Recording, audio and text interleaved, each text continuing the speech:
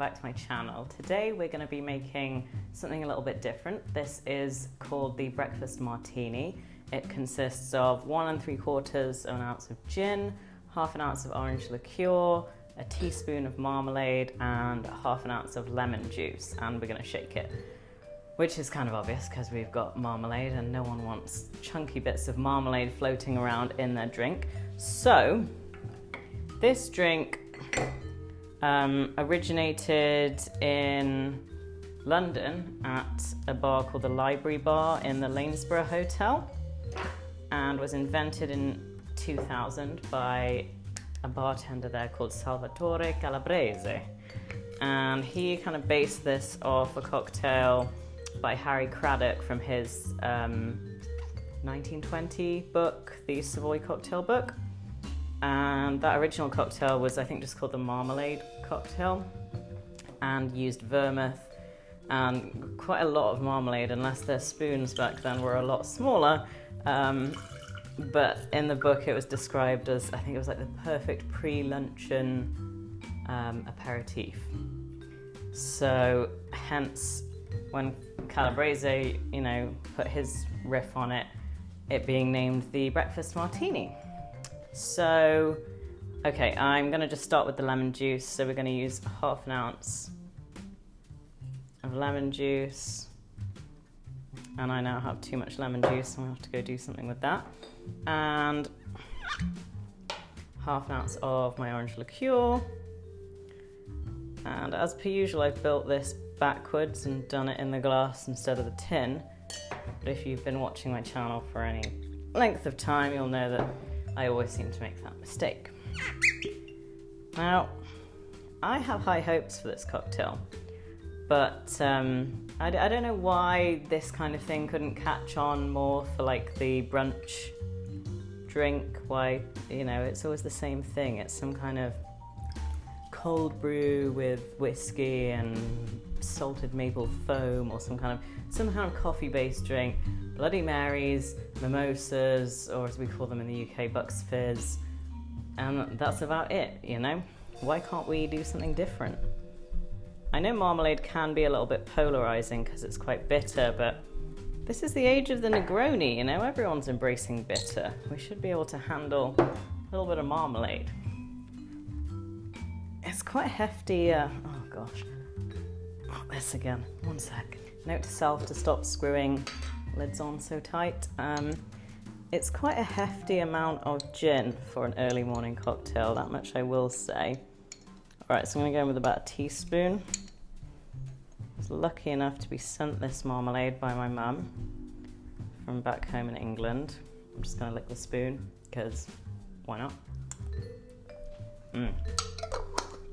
This is from a shop called Fortnum & Mason's in London, which if you've ever been, you'll know is just heaven, especially if you're a foodie. It's kind of like a department store, a bit like Harrods, but smaller, and they do really nice jams and stuff like that. So she sent me a little care package for my birthday with lots of nice things, and this was one of them, so thank you to her for the marmalade. Now I'm just going to go and deal with this extra bit of lemon juice, because it's a bit too much to knock back at this time of the day. So I'll be back in 1 second.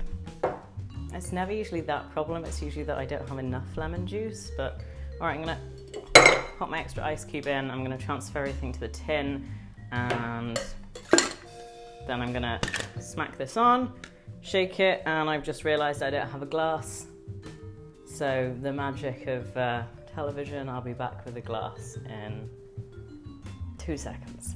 I was going to do the fancy click thing, but I don't think I'm quite there yet, so give me a sec. Maybe one day I can learn how to edit skillfully and be able to do that. I'm going to go for a sort of, traditional martini glass, just to get the 2000s vibes going. So we're going to shake this for about 15 seconds till the tin gets nice and frosty, and we've combined everything and got some nice dilution going on.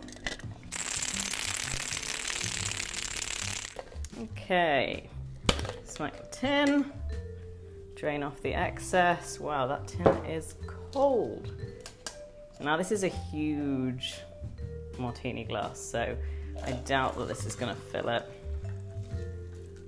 Let's see.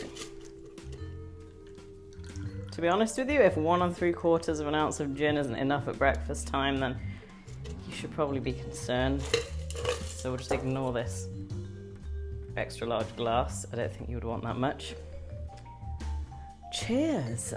This looks very interesting. Let's give it a taste. Surprisingly light on the nose, actually.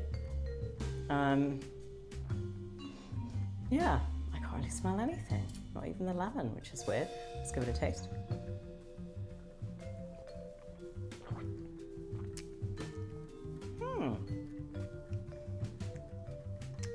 I don't know about that. I think maybe just a little sweeter for me personally. Maybe my marmalade is just not sweet enough, or maybe a little bit more marmalade. Let me have another taste.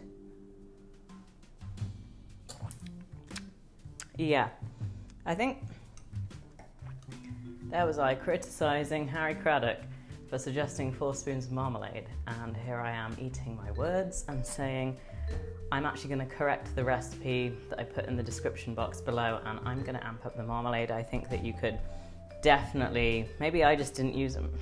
I used a teaspoon. I assumed spoon meant teaspoon, but maybe people were thinking a larger spoon.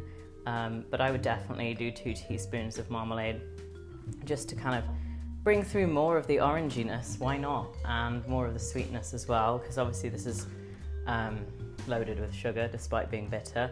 Yeah, I think I would just up the amount of marmalade in there. I don't think that it needs sugar syrup as well. I think you should be good with just the marmalade. But other than that, if it was a little sweeter, it's refreshing.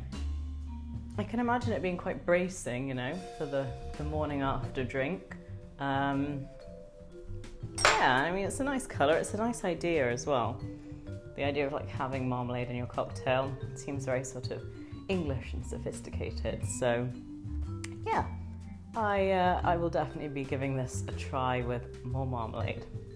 Cheers. I will see you next week for another drink. I hope that you enjoyed that. Please hit the subscribe and like buttons below, and I look forward to seeing you here next time.